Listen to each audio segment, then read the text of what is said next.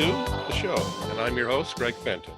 Each week, we explore topics and ideas related to the experience of people with conflict and look to promote the profession of conflict resolvers. We are available to connect with at fentonmediation@gmail.com and 647-227-4734. Visit our Facebook page for Mediation Station and the group page to become a member, ask to become a member. Also visit YouTube channel for Mediation Station. It's called Fenton Mediation. And you can see videos of past shows. Listen to podcasts of Mediation Station on SoundCloud, Apple Podcasts, and Google Podcasts. Please follow us at our Twitter account at Fenton Mediation. The conversation today is called Indigenous Process and Practices to Dealing with Conflict. And with me will be Laura Garcia to co-host. And with us for conversation will be Jim Doxtdator. He'll be with us very shortly. The program continues live each Sunday night from 8 to 9 p.m. through Zoom. We will engage in conversation with everyone attending, able to listen and watch the conversation. Microphones and webcams will be closed. And if anyone wants to contribute anything, there are two options. One is to see the chat icon as a bubble at the bottom center of your screen for you to click to then type in a comment or question and click to send. Or you can click on the reactions icon that is also on the bottom center of your screen. For us to see, click on the hand icon for us to see that, and you can speak. We will then open your mic as such, and then when you're finished, we ask you to close your mic and we'll go forth with the comment or question. The show is being recorded live for both video and audio purposes. That will be uploaded once edited for public access on SoundCloud, Apple Podcasts, and Google Podcasts. So I have a little blurb to put out first before we get into the conversation. The Ontario Association for Family Mediation, OAFM, requires 100 hours of practicum experience to become an accredited family mediator. OAFM allows that 80 of the 100 hours can be completed using simulated cases. The final 20 hours of the practicum must be completed with real clients. So you can contact OAFM for more details. So starting this fall, 2021, this practicum experience will be available to help new mediators by using realistic case scenarios with these 80 hours counting towards your accreditation. So Family Mediation Practicum Ontario is the group, and the team leads on that will also offer the option of completing the final 20 hours as per the accreditation process. All classes are going to be online with real-time feedback. There are prerequisites, of course, to complete before applying, including your domestic violence and power imbalance screening, your mediation training, your family law, if you require that, your family relations, if you require that. There are three options for registration. You can register for the entire practicum of 80 hours. You can register for the first module of 40 hours. That includes observation and co-mediation. Or you can register for the second module of 40 hours of mediation, provided you've completed the first 40 hours. Each team lead is an experienced accredited family mediator, with some who specialize in parenting plans and some in financial plans, or some who specialize in both. For more information, you can email to info@pccs.ca. So that's a new initiative from OAFM in order to try to provide more space and opportunity for those who are transitioning to become practicing accredited mediators. There are a lot of graduates, and there's not a lot of supervision and opportunities for them. Thank you for sharing that, Laura. It's in the chat there, the information. So let's transition. Hi, Laura. How you doing? I'm very well. How are you doing, Greg? I'm doing. I'm okay. Yeah.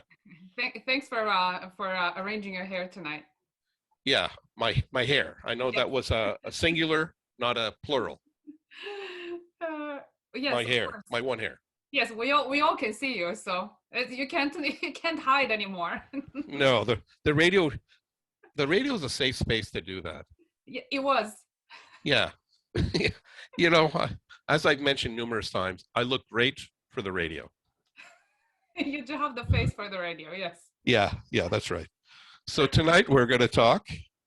The conversation is titled Indigenous Process and Practices to Dealing with Conflict.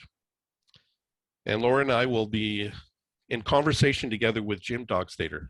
Welcome, Jim. You can Hello, keep your everyone. you can keep your mic open. That's okay. Yeah, the famous line, you're on mute. We should have. I'm gonna get that printed on my palm. I think you're on mute. But thank you very much for the warm welcome. I appreciate it. Yeah, I appreciate you being here with us. Yeah. So let's open up with you sharing some information about your professional journey. Okay, so initially in my life, I'm almost 50 years old, so I've been around a little while. But in my life, I've originally I was I was in civil engineering, so I graduated Mohawk College from civil engineering, and I set forth on a career that I didn't know where it was really going to take me.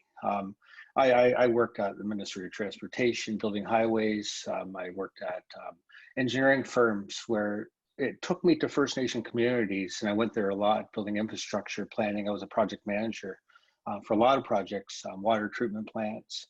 And I went to work for the federal government for a short spell just to see what was inside of Pandora's box there. And there's not much, so it was time to go. It's not a place to work for a fellow like me. You really are the bee in the bonnet, if you will, right? Too many questions. So from there, my technical skills, I worked for this organization called Ontario First Nation Tech Service Corps. And where that took me was I became a technician to the Assembly of First Nation Chiefs, or the technician to the Chiefs of Ontario for housing and infrastructure. So technical data would get generated, and we'd have to explain that back and forth to the chiefs between the government. And later on in life, little did I know that would help pave the way for me to become a mediator. I had to demonstrate 10 years of showing I've done such work, and without knowing that's what I was doing, that's what I was doing.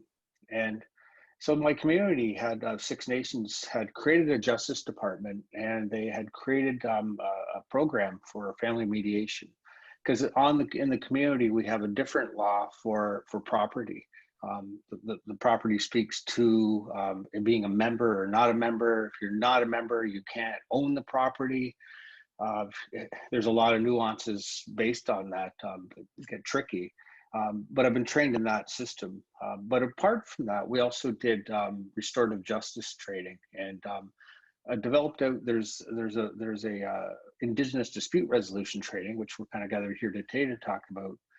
That was developed out by two mentors of mine, Dr. Rick Hill and Dr. Bob Antone Cat. But Dr. Antone Cat's passed away. And when I say his last name, I say those words behind it, Cat. It's almost like, sounds like cat. And it's only for the fact that I don't want to call him back to where we are. So it's out of respect that I'm saying it, just to keep him there, but also respecting that he did develop out that curriculum. And they mentored me and showed me what it is that we had to do. And essentially what it was the willingness to look back, right? So we'll get into what it is later.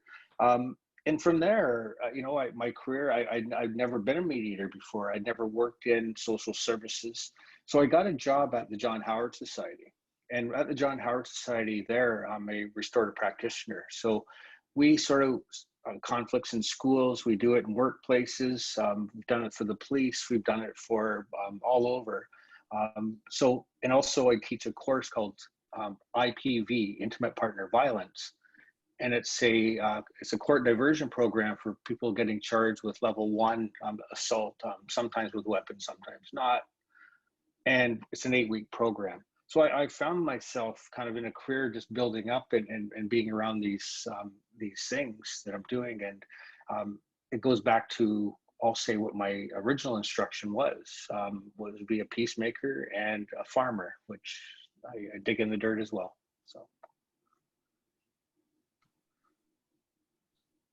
So in terms of, you got all this context, this Yeah. foundation that has provided you with the roots, let's just say, in terms of transitioning yourself from where you were at to where you're at now.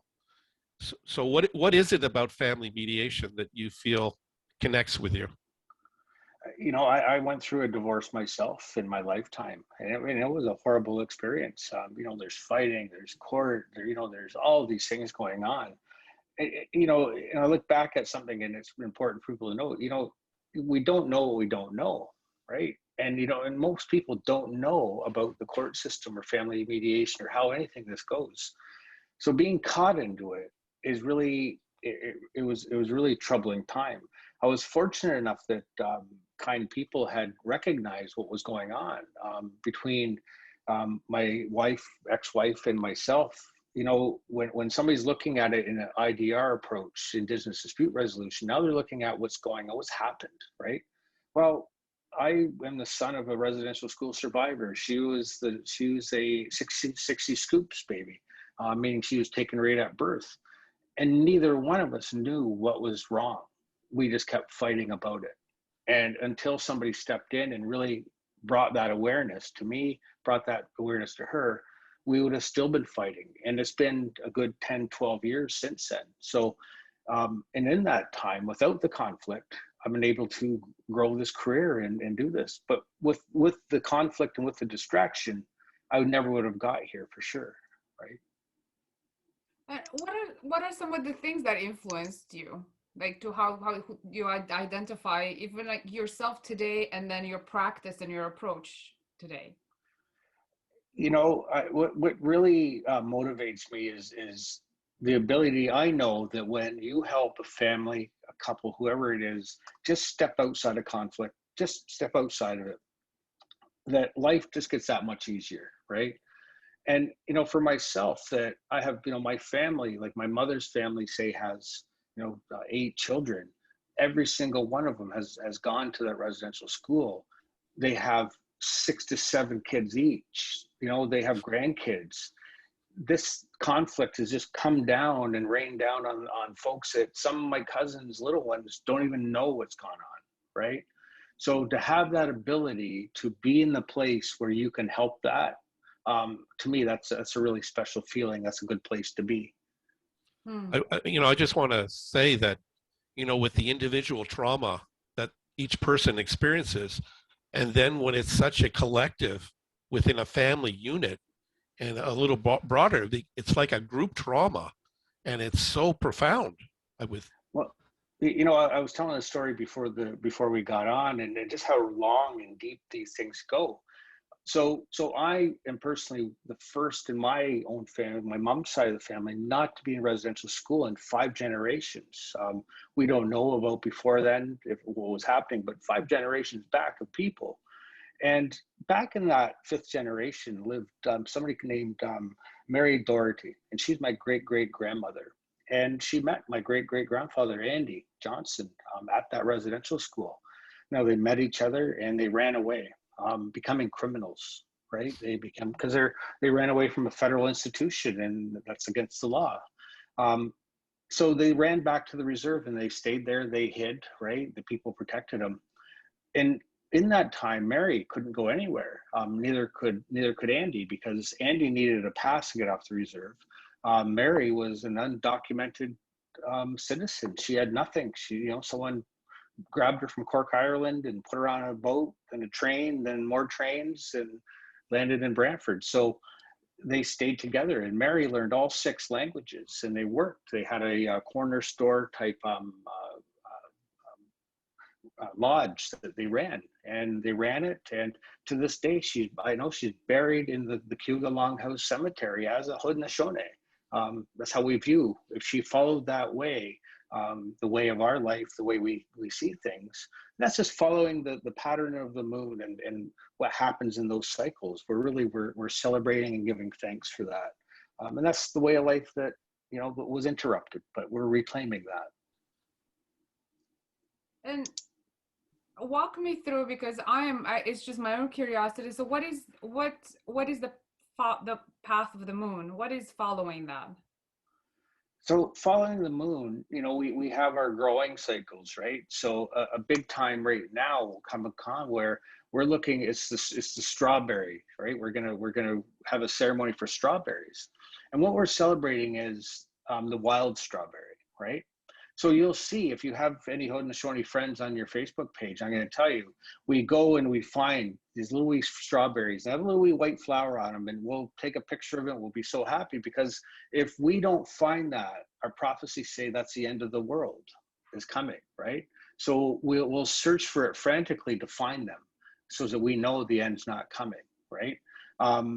Then you know, it'll be small green corn. We'll celebrate large green corn later on, but we're celebrating that it came out of the ground and it formed, right?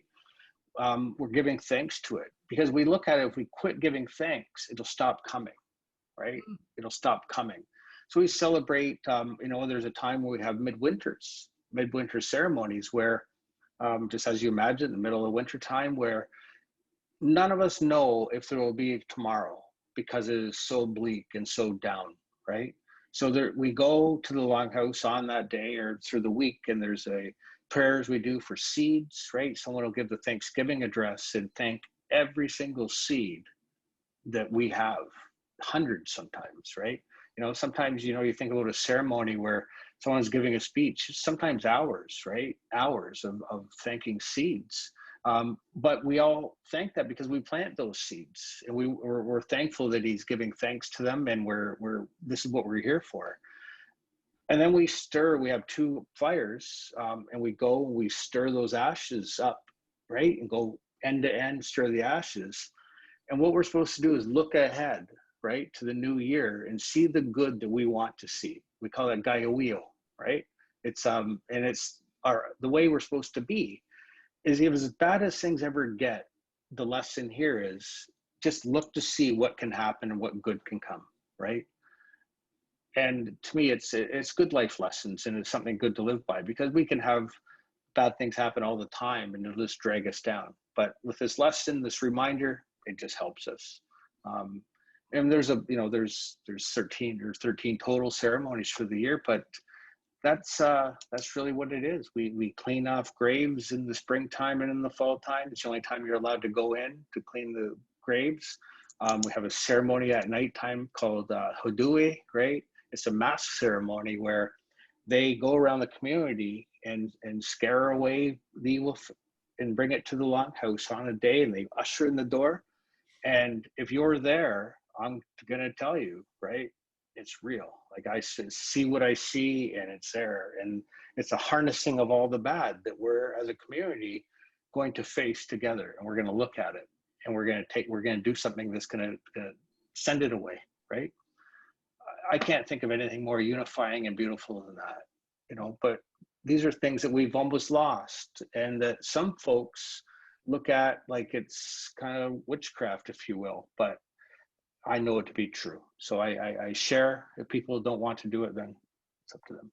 No, I think whatever people see, I think focusing on all of the good and the good energy that you have described, I think that's the most important aspect that someone should focus on, because planting seeds, celebrating life, celebrating cycles, that is pretty much, you know, a description of, and looking from the outside. And that's pretty much a description of how some mediators approach a mediation or a conflict. So do you feel this knowledge, or this has influenced you as a professional? For certain.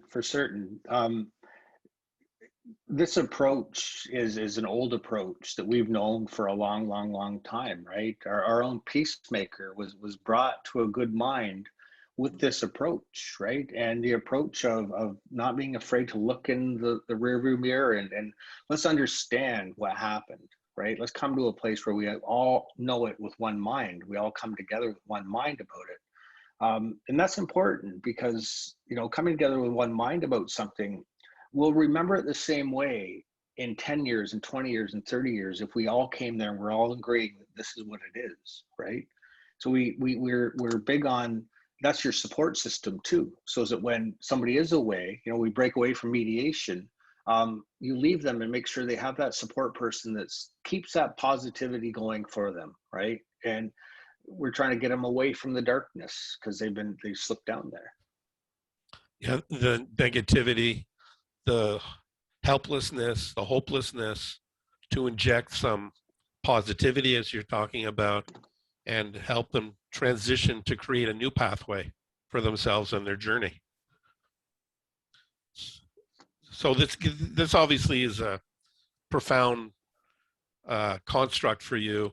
That's a real lived experience. And so how do you take, sorry, go ahead. You talk about my lived experience, and yes, you're right. What it ultimately lands on is a place where the person's healing, right? Where they've let down their guards, they've put down all their weapons, and they're saying, I submit to this. The thing that's happened is so overwhelming. I cannot handle this myself, and I need help, right? And that's where, you know, you come into my own community, and the people that have helped me in my Indigenous community might be some of the kindest, nicest people I've ever met, maybe on the face of the planet, right?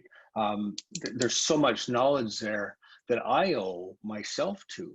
So when you owe to it, the only thing they asked me to do was to help people get to that same place. That's the only ask that's out there.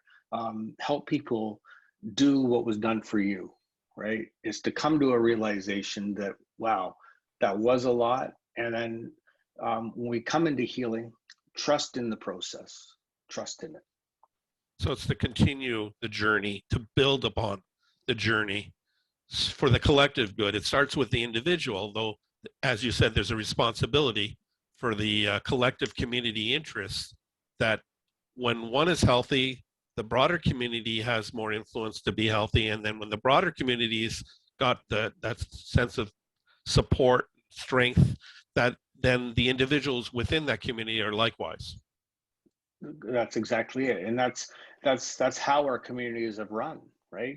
We say we have this responsibility of a good mind, right? And a good mind is free of anger and jealousy and negativity. It's just free of that because you've decided and you've gotten rid of that bad memory and you're going to live in the here and now, right? So when we're living in that good mind, that's nice, you enjoy that. But one of your responsibilities is when you see somebody with their head down to help lift that spirit up, right? And in that, you know, our greeting, we say, skeno ge, right? That simply means, how is your good mind? If I saw you first thing in the morning, that's what I would say to you. We look eye to eye, I'd ask you that. And ideally, you look back and you say, skeno ge wen hishriho, right? My good mind is good on this beautiful day, right? And we have a good hug and we carry on ourselves, right? But if you weren't in that good mind, right, then I would help you somehow. We would figure something out. What do you need, right? Did something happen? What happened? Tell me. And we would dig and make sure we got to a good place with you. Though I'm hearing from the way it was framed or messaged, it's not mind, it's good mind. So there's that descriptive word that is injecting positivity, the hope for positivity, right? That's right, yeah. So we're focusing the conversation today on Indigenous process and practices to dealing with conflict. And you've given a lot of context in some way of the roots of you and how you identify and what's really been your creation that you then help to extend among individuals. So share what it involves in terms of Indigenous process. So in the Indigenous process, you know, one of the first things we're looking at is meeting somebody where they're at. So we get the call that there's a conflict between a couple, right? And this can apply to family mediation. Just keep in mind, in family mediation, we only have so much time. So, with my own community's justice program or other communities' justice programs, if the mediator says, listen, they need help more so in their conflict than they're this right now, what we can do is open up an ODR or IDR file so you can spend the time with them in order to do the work, right? So Can the you idea is, just yeah, unpack the acronym just a little bit? sure. ODR is what the general term, I think, is known as, the original dispute resolution. And the one that I facilitate and train is called the Indigenous Dispute Resolution. I really don't think there's any really big difference, and it's in the facilitator that's delivering really their practice, right? So somebody that's Ojibwe would have a different Indigenous dispute resolution approach than I would, or somebody that was Cree, or somebody that was Ojibwe, or they would because it's based on their own culture, the way they approach things, right? So even when we use the term Indigenous, that's a misnomer because there's respect for the individual identities of the different groups and tribes, etc. Yeah, for sure. In my lifetime here, even, I've been an Indian, right? I've been an Aboriginal, I've been Indigenous, right? And now we get back to, I think it's back to Indigenous, isn't it? Indigenous Affairs or something for the federal government. First Nations too. First Nations as well, right? But that's a very tricky term because Six Nations, where I'm from, isn't a First Nation. Opposed to other First Nations in Canada who are treaty First Nations. We're allies of the Crown, so we have a different relationship, and it gets complicated. Yeah. What else could you add about the Indigenous process in terms of your perspective? Yeah. So from my perspective, you're looking to help both parties understand what happened, right? Just what's happened. Why did this relationship break down, right? Were they too controlling? Do you feel you didn't give this or that? And you're listening to the problems that they're having, and then you're asking them, like, tell me about growing up in your house and how was that, right? Well, we didn't live with our parents, we lived with our other grandparents. Well, tell me about that then. And we're starting to get a better sense about how all these folks lived, and both will tell on each other in the way where, yeah, she was really abused when she was younger, and he was really abused too. This isn't to collect information to sharpen our knives. This is what people are used to in family child protection, is that. But we're getting this information in order to find out how much do you really need to heal from, like what's gone on in your life, and the effects of trauma on people that maybe we see it where the person can't sit still, they can't just give a simple answer. They're triggered all the time. This is giving the wrong impression to whoever is assessing them because, they need help managing that. Instead of scrutinizing it, we're looking for help. So the main point I was trying to get at is we're looking to reclaim, come ahead so that we can frame up what needs to happen for healing in that person's life. Whether or not they do it in the moment or not, if we're all sitting around as a team working with this, we all know, our minds come to one, what that person needs now. We don't have to argue about it. It's held out there for them and they can go do it on their time. But there might be repercussions for them doing it or not doing it right away. But at least they know, right? Mm. So, so what does it mean to meet them where they're at? This is how I got taught to me. It's like if you found somebody in the mud, right, and they're up to their neck in mud, and I see Greg, he's all muddy, and I'm thinking, oh, he's gonna I just washed my truck. I don't want to get him in the truck. But the issue is, if I don't help Greg, he's gonna sink deeper, right? And it's gonna be a problem for somebody, somewhere, sometime, and it might come back on me as a problem, right? We need to help him. I need to get down there in the mud. I need to help him up, figure out what happened to him, ask him what do we need? What's he need? Because if we don't, we're so used to kicking people out, letting them go here. My question this is, where do they go, right? Where do they go? Well, They just went someplace else to cause the same kind of problems. Why don't we help them and really understand what is acting on them, and maybe they can take action to correct their behavior? And in those situations, I'll say the convincing is a lot easier than if people are forcing somebody into some kind of treatment program, right? Now, all I'm doing as a mediator is trying to convince you and show you that these things have acted on this and this. And all we have to do is talk about, tell me about your uncles, tell me about your aunts, tell me about these folks. What do you think happened to them, right? And we need to get to that place with them that they understand how profound it all comes down. Dr. Rick Hill has coined a phrase, and it's called the ethno stress, right? It's this stress that we've had since middle 1400s when we first had contact, and it's been coming down on us ever since, right? Sometimes there's peaks and valleys, but it's been a constant pressure coming down. Whether or not some of us say, no, that didn't affect us, right? It still did. It affected all of us. Any people that have gone through an oppression, right? They've all been affected in some way that needs to be looked at. I'm not in denial about it. I see that because it's true. Our own social, if we want to check our own social lens and be full participants in society or be equal to society, I think we have an obligation to clean our lenses off and take a look at ourselves, and match up somehow, right? I think that obligation's there. Yeah, I mean, we need to be aware of how we are affected and how we are affecting as Correct, well. yeah. And, the concept of the individual going through their lived experiences doesn't stay in isolation because people come in contact with others. So it's not just a singular issue, it's a collective responsibility and a community responsibility. And as you say, if I don't help this person here, they're going to journey somewhere else without having any support and assistance to get, quote, to a better place and be at a better place. And it'll influence others in some way when they come in contact. And, that's not doing the individual any good. And that's not doing the collective any good.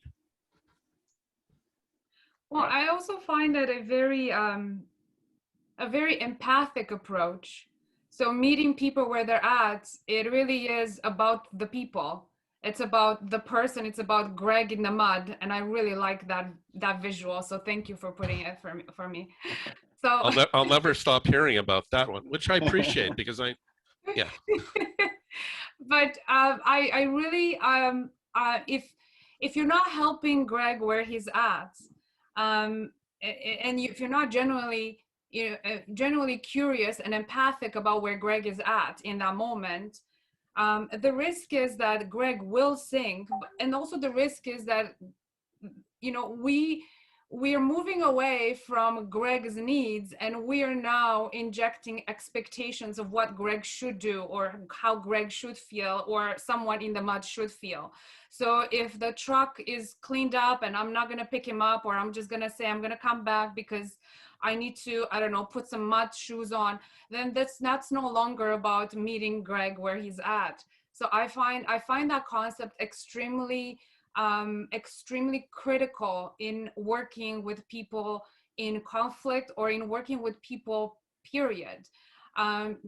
When you are genuinely interested in their story, in their journey, and you are there to support them, as opposed to try and impose a particular lens, your own lens, right? So it's about exactly what you're saying, Jim. It's cleaning those lenses all the time. And allow yourself to recognize that sometimes they are getting dirtier and dirtier, and step back and continue to do the cleansing in order to be able to get Greg out of the mud. So I like that approach a lot. I like the idea of the meeting people where they're at. I think that's a critical element in dealing with conflict. What I wanted to ask you though, because the good mind sounds to me extremely useful and positive and almost idealistic, but And how do we get there? How would we even get families or couples or individuals who are in conflict, who are finding themselves in conflict, to step back and have a good mind or reach a good mind? So the good mind for us as Haudenosaunee is, that's kind of the top of the heap right there. It's the goal, right? To live in a good mind, right? To walk a good road, and it's a constant battle. If it's a constant thing that needs to be measured and checked to see if you're there. Now, have I always been in a good mind? Absolutely not, right? Absolutely not. When I was running around in politics and flying around nice planes, and like I had addiction issues. I had a lot of issues that went on, and it was only because of, say, ego and power that I was able just to sustain that until, just like we know, one day you can't.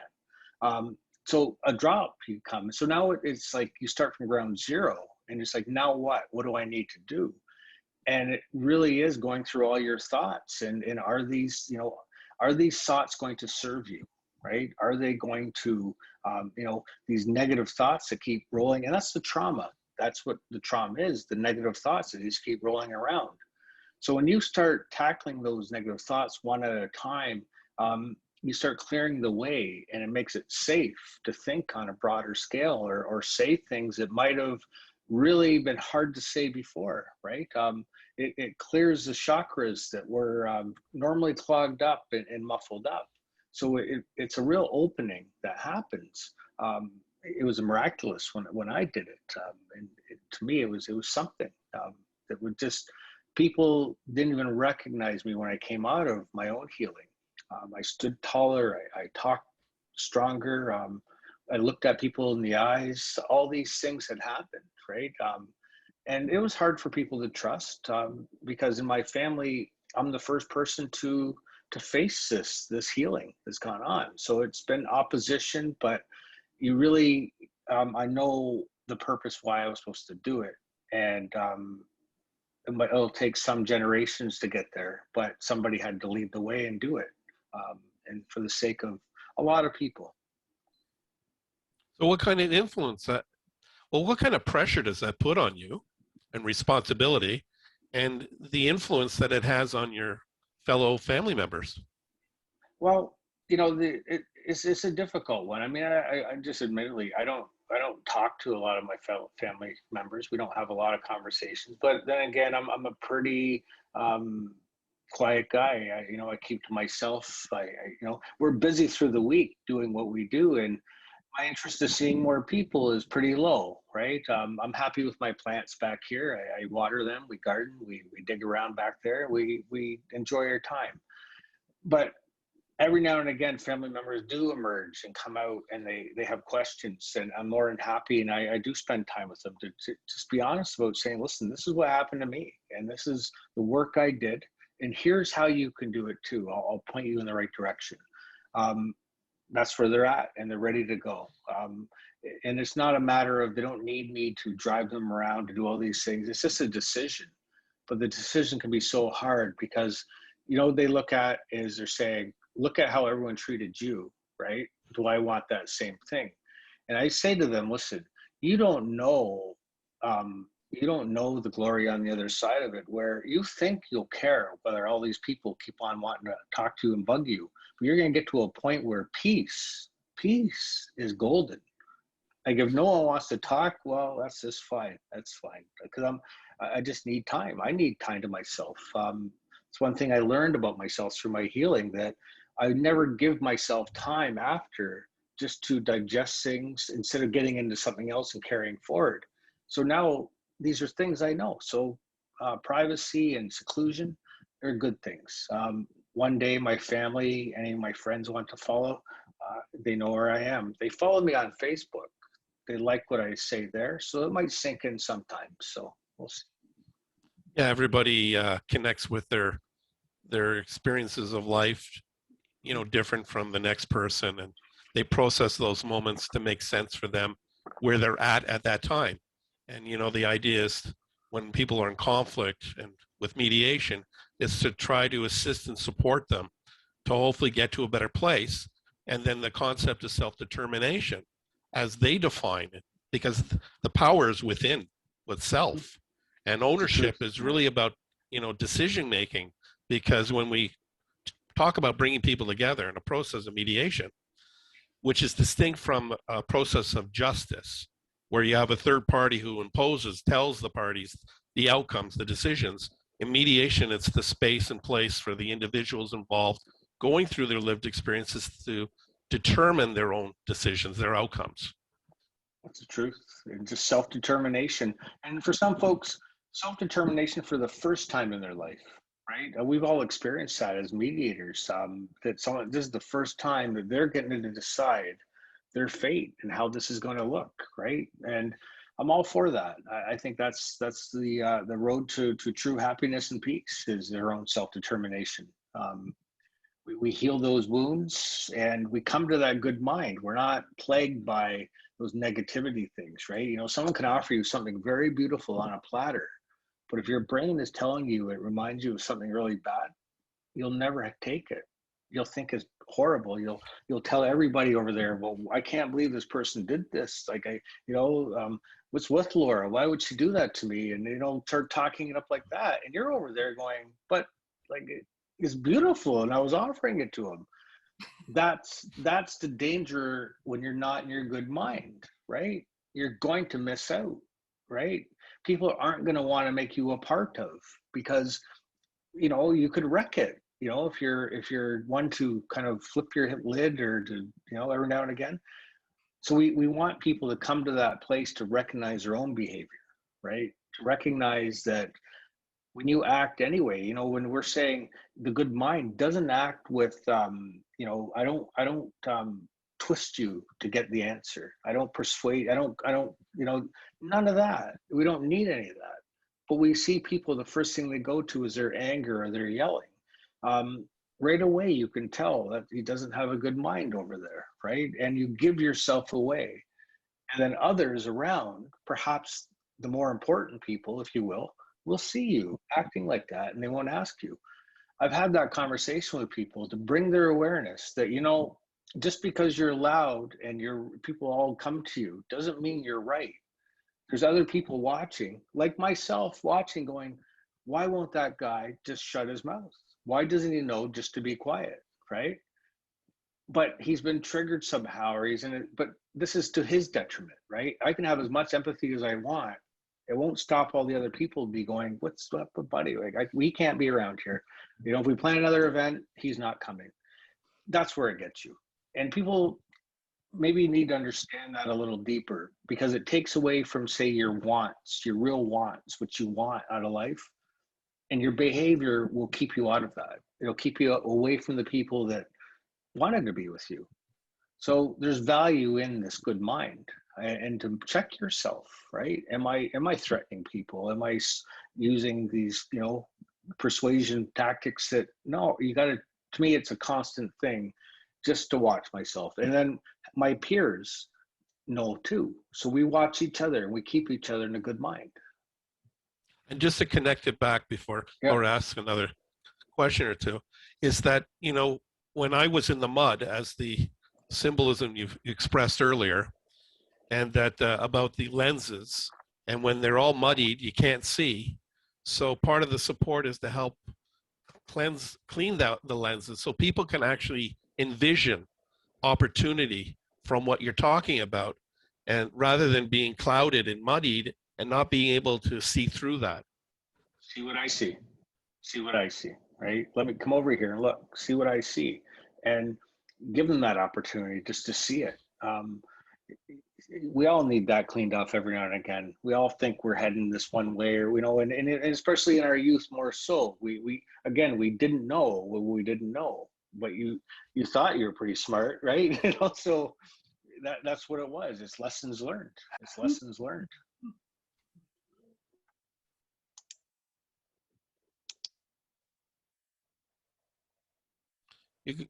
Laura? So I was going to ask you to ask that because I had my little dog barking in the background, but you were not in the moment, Greg. You're focusing on the other stuff. So when I muted, I was hoping you would notice. I did notice. So So, okay. so Jim, just to, and everybody else in the bleacher seats, Laura and I are experiencing, some differences. And so rather than see this as an obstacle or barrier, let's unpack this more. So your dog was talking? My dog was talking. Yes. Maybe he wants to be on the show. I did not want to interrupt. I didn't want to interrupt him, but I did want to ask. I mean, I had a question as a follow up to Jim because I understand in a way, in my own way. I understand that we need to come to a release or relieve some of not some, but the anger and approach conflict differently. I have a hard time sometimes because I see that when we work with families, I found that even though they have been a family for a very long time, the couple itself, for example, speaks different languages. And the different languages in terms of everything, mostly everything, in terms of the way that they understand, a property division, in terms of the way that they look at, emotional attachments to particular things, in terms of, the way that they think their value system has been, surrounding the children and belief system, surrounding their upbringing. So there's a lot of it's a delicate dance to try and bring everybody or to try and translate. I find myself that I have to also become the translator of the conflict, to get so deep that I have to reframe it in a way that now I'm bringing both parties or both people at sort of the same, at the very least at the same table, so to speak, with the same language. But when I speak about culture and community and all that stuff, I'm just wondering what comes to your mind? What comes to your mind in terms of dealing with this type of like any type of human interaction or conflict? So as a Haudenosaunee, I look at something, I think myself, we've had this resolution, this dispute resolution with us for thousands of years. It's been it's what we've practiced. It's what brought us together as a Six Nations. It's what's kept us together. We have a council of 50 chiefs that sit together and have sat together like forever, right? And they make decisions based on these principles, right? They, based on good-mindedness and hearing each other through, right? So there's a long history of this resolution um, that that, that I've practiced. It's inside me, but it's been around a long time. I think of that, and I think to myself, okay, we have an answer, right? So because for a long time in our community, there's been no answer, right? We have conflicts that are outrageous sometimes inside the house, not just out. You see the ones that are outside the house, right? And that's another issue. But inside the house, they get deadly sometimes amongst ourselves. There's a saying for us in Six Nations, right? We eat our own, right? We're not shy about that. It's a dog eat, right? We're our worst enemy or some form. We're our worst enemy. There's an elected council that was inserted there in 1924 through some aggression of the RCMP, and has never been forgotten in the whole community. So these big uprisings come every now and again, and they're getting bigger and bigger and bigger, and there's a lot of strife, right? So when I look at it, I think to myself, I think there's a lot of folks in my own community that don't believe we can get to that place where we have peace. They just don't believe it, right? You've lived in it so long that it just doesn't feel it. But we need to demonstrate it on some levels, some levels and somewhere, so that people understand that it's the conflict that's actually making things worse, right? You can be poor over here and life is bad, right? And there's only so much to share, But if you organize yourself and get everybody, you can make it work, right? But the second you start fighting, it just becomes in half and the suffering doubles, right? So we have to recognize that point for ourselves and enter into a place where we're creating restorative places, right? And recognize that it's the conflict from the community that creates these child protection concerns, right? It's the unresolved family conflicts that create these child protection concerns. So we have to take we have a uniqueness in our community in the sense where we're all in one place, right? Most communities, if you live from a community, you might have a bunch of your own folks living, but it's not always like that. This is unique where it is only us there, right? Plus visitors. But we have a chance to really bring in and get to a place where we're being restorative and we're looking to solve these problems. Going around a long time. It's been going on a long time. So are there fundamental pieces, components to the Indigenous process overall, like core pieces that you could say? I'd say the core pieces are, when we look at it, we're no judgment, right? No judgment. We really have to watch that, all of us, because you might find somebody that's drug addicted, right? You might somebody that has committed a sex crime, right? And we can look down on them, we can scrutinize them, right? But all that's going to happen is they're going to go away and they're going to go recreate that whole thing again, right? So we look at this as opportunity. So looking at things differently than we do, because this is the throwaway society we have of people that if you don't comply or there's any kind of if they give them any kind of rough time, they'll kick the guy out, right? Whereas as a mediator, you really have to stick with them. Sometimes it's hard because you're going to catch hell for everybody that's ever serviced them, that's ever give them any kind of the CAS person, the judge, all these folks down the line, and you have to be there with them on it and be, what, I get it. I say to them, you're right. The system is unfair. It is totally unfair, right? Let's talk about how we're going to get you out of it, right? That's where we start, right there. That's how we start. We want to get you. This is my goal, because if I can get you out of it, right? Then this thing isn't going to keep going on anymore. It's not the abuse or whatever it is that person does at the lowest level. Extreme things. We can stop that. We have the ability to stop that and create something new inside the person that's always been there, but we're just reopening it. We're waking it up. Yeah, and the system, as it's constructed, is so exclusive to recognizing the unique context of, in this case, Indigenous individuals, where it comes external and it's imposed on people, and people it's totally foreign. It's not connecting to beliefs, customs, practices, ideology, philosophy.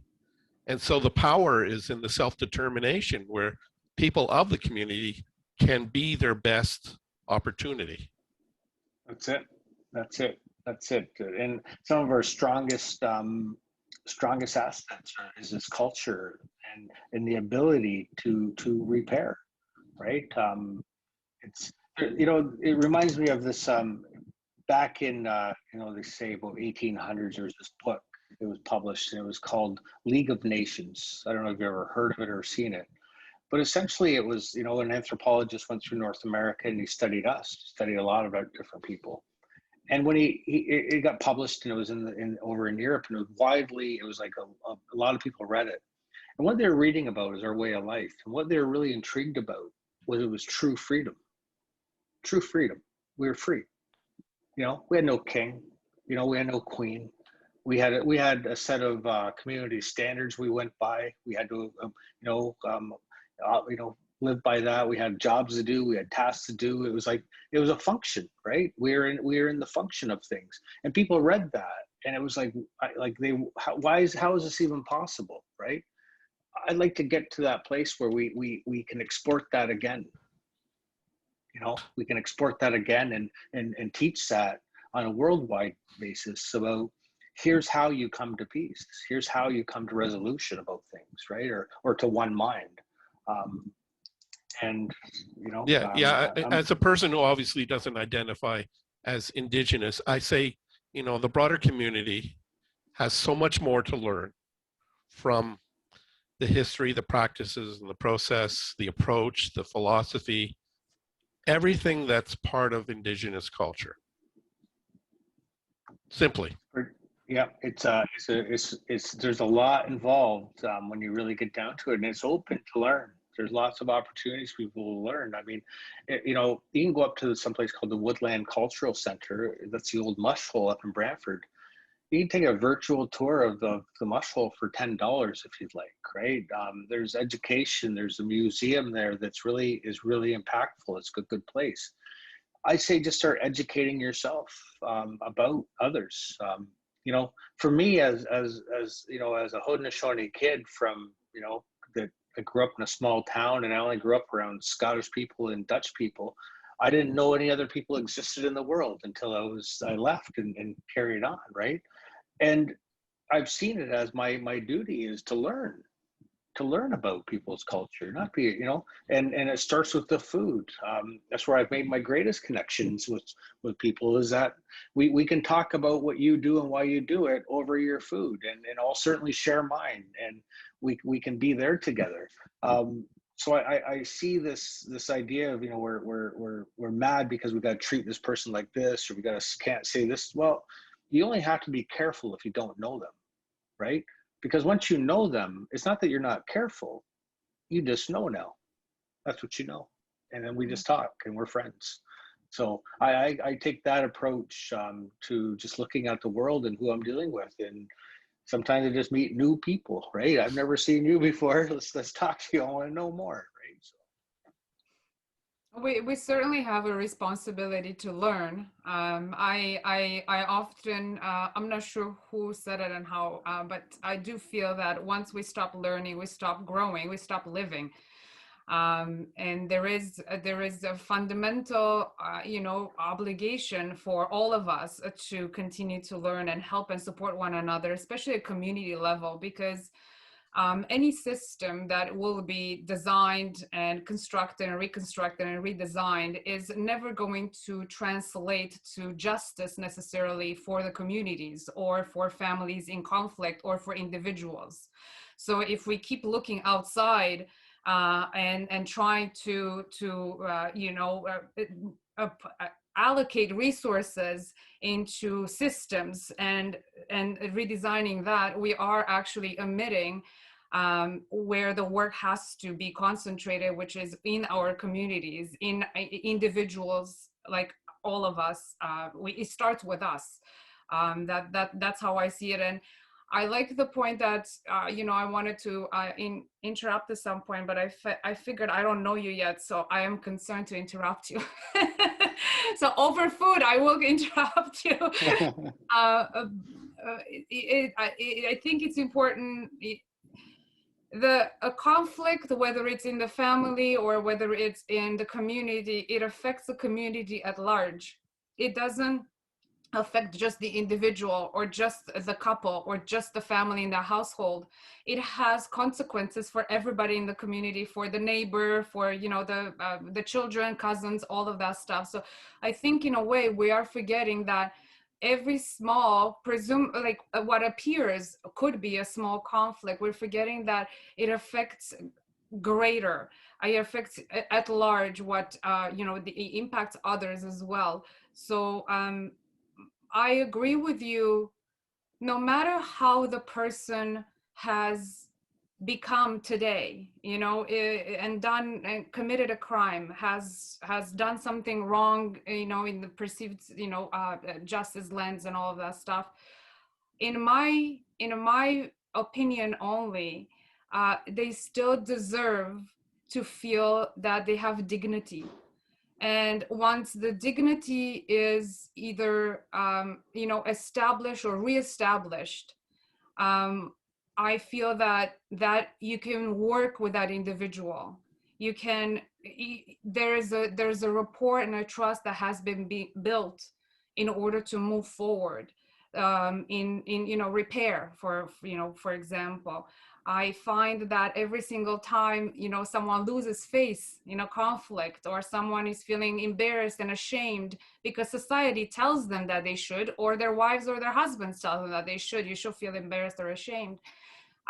We've lost that person from the table. We've lost that person from trying to work with, at the same level. So they will continue a pattern of dysfunctionality, and a pattern that is never going to get disrupted. So that pattern has to be somehow disrupted, and it will never be disrupted by punishing, shaming, or blaming, or guilt. So yeah, thank you for that, because it really triggered me when you had mentioned that I think we have to maintain that for the individuals we work with very much.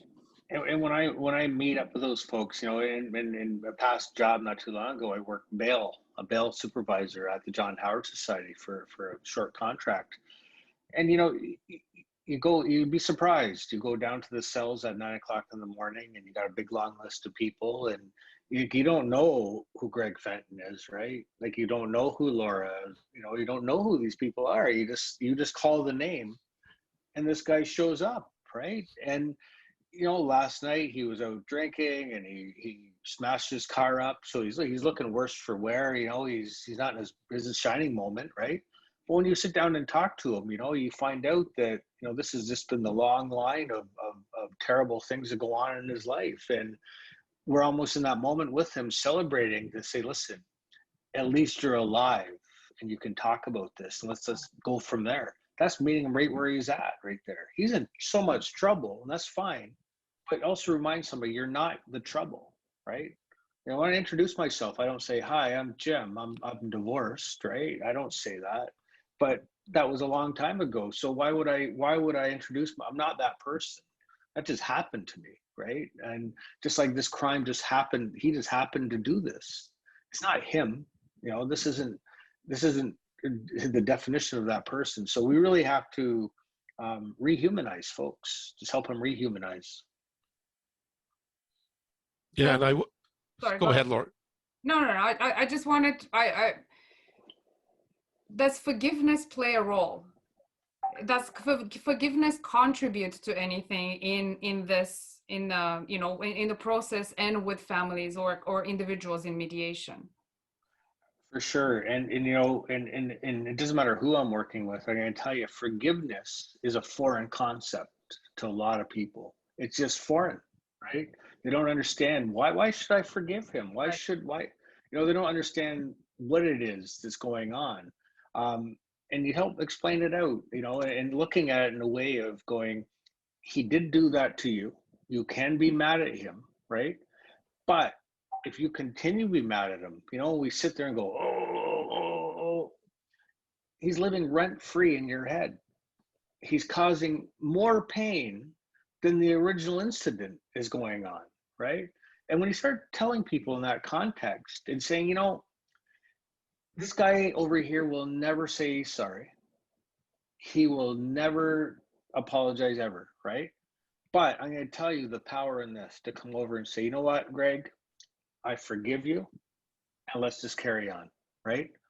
That doesn't mean Greg's coming over for dinner or to sit around. No, that's just in the moment, I forgive you. Listen, do I want to hang out with you? No, I'm good on that angle too. Thanks a lot for everything, right? And now that's what I know about him, right? And we have to teach people that about life, that not everybody's going to be in this mode to forgive or not forgive, but you can be, right? Forgive them. And more importantly, forgive yourself, right? They say we're only a victim once, right? Every other time we're a willing participant. And that's a hard phrase for people to accept in the way, because usually when that first thing happened, you're at a young age and you develop that coping mechanism, you kept on doing it, right? But we're catching it. We're saying, like, look at it and forgive yourself for all those times. It wasn't your fault, but at least we caught it, right? At least we know what it is now, right? And this gets down to issues of people, why do I go on a binge drink, right? Why do I go Why do people go off and have affairs? Why is this? Well, there's an emptiness inside, right, that needs to be filled. And the emptiness comes from a time where something untoward happened to them and they didn't have the appropriate person or situation to tell them how to handle it. So you learn the wrong way. So we teach them a new way. We tell you that, listen, you can just learn to stop. But you got to heal that original thing. That original thing that happened will be the stopper of all this stuff right here, right? Because often we're just reliving the same trauma over and over and over again, hoping for a different kind of outcome or different feeling, right? I've become well versed in what trauma and how that heals. I'm also a Reiki practitioner, so I do Reiki energy treatments for people. It was one of, and I left it out, I guess, in my career development. It was something that I had gone to do in order that I could sit still in front of people, because I couldn't sit still. And that's a bit of an issue. So I took the Reiki course, and I became a Reiki level 1 and like level 2, and I'm able to not just sit still, but manage my own energy and help manage whoever's in front of me too. And it's been really helpful to do that. And I would say, like, the self-awareness, the mindfulness. Last week our show was on that topic area, and it's just being better connected with oneself, and then in relation to another, and seeking that we all have relationships. We're all social beings. Some of us more, and some of us are less. The capacity to do so is really the power within. At times, though, of course, if people go through a lot of negative, bad experiences, trauma, that's going to impose within self and reinforce that. And so the idea is to, intersect in a moment of a person's life where you can provide guidance in some way to create a new pathway for them to create the new pathway and go down a more positive or hopeful one. What do you want people watching or listening to better understand about our conversation on, all that we talked about, specifically Indigenous process and practice? When I think about that, what I really want is the broader community to understand that how much pain comes from abuse. How much pain, how much work it is to help correct those things, right? So in this mediation, we're taking care of past abuses that are going on, and there's no shortage. It just keeps coming and coming and coming, right? My only thing with the broader community would be to look to stop that violence, to stop that harm,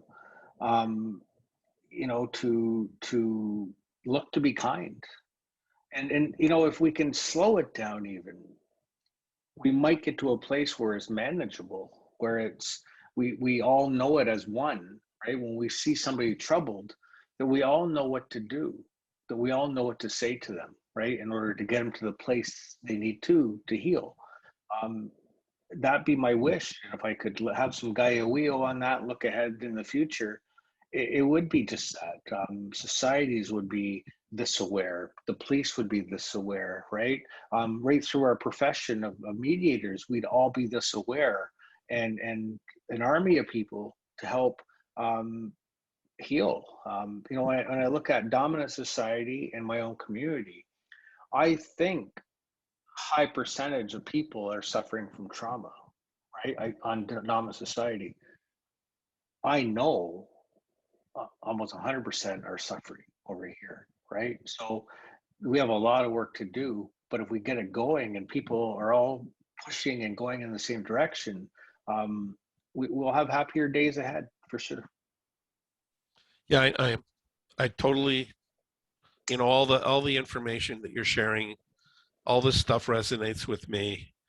I have a community mediation background in North Toronto, and that's where I really connected with my own roots of what makes sense for me as a human being in terms of trying to work to assist others to assist themselves. That's it. It's not about me, it's about how can I be a means to assist, intersect in someone's life, to be supportive and assisting them as they self-determine what's best for them.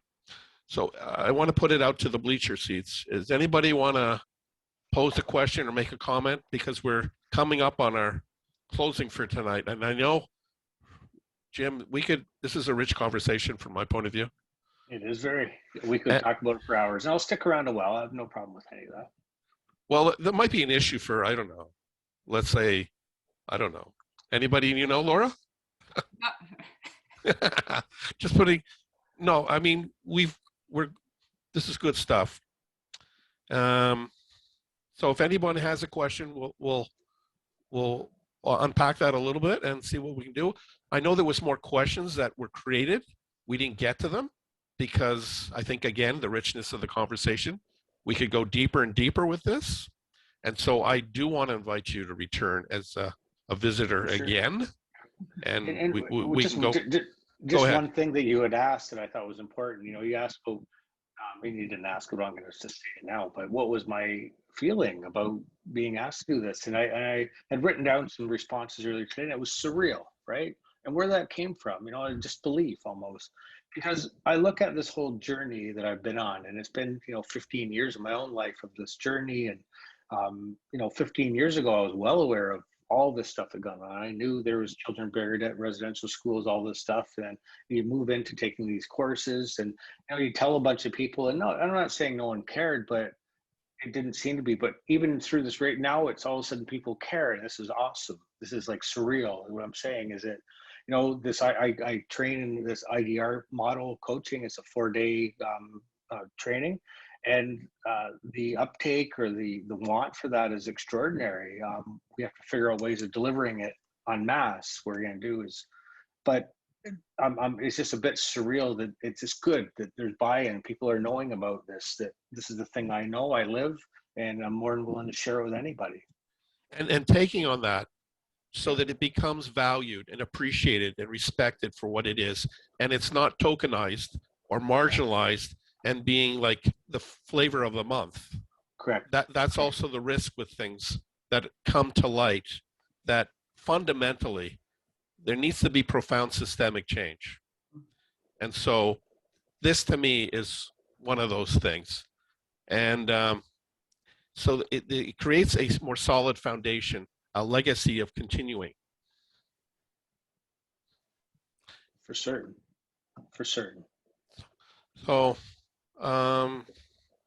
yeah, that was the question I was asking you. What does this conversation mean to you? Yeah, basically. Yeah. It means a lot. It's I'm always humbled when somebody says come talk, right? And something you've only been involved in a little bit of time. And I look on the screen sometimes, and people have been in on it a while, and I'm like, holy jumping. But I know it's a value, and I'm happy to share. Yeah, and it's meaningful, and yeah, not a lot of words I could say other than I appreciate it. Awesome. So if no one has any comments or questions to inject into the conversation, which we're providing a space to do so. You're so kind, Greg. Once in a while it happens. Yes. Don't let anybody else know. Keep it. Maybe you cut this piece out from. It looks like this discussion helped you get out of the mud a little bit. Well, it wiped my my lenses. Good. Well, we look forward, Jim. Thank you so much for this this wealth of information, and really for your kindness to share this with us. I think it's going to be a wonderful video for others and informative for others to watch and listen to, and much needed. I never say that necessarily, but it is much needed. So thank you very much for joining us. We look forward to seeing you again. And thanks everyone who has joined us tonight. And Greg, get out of the mud and go home. Only if you help support and assist me out of the mud. Sure. I can't do it alone, okay?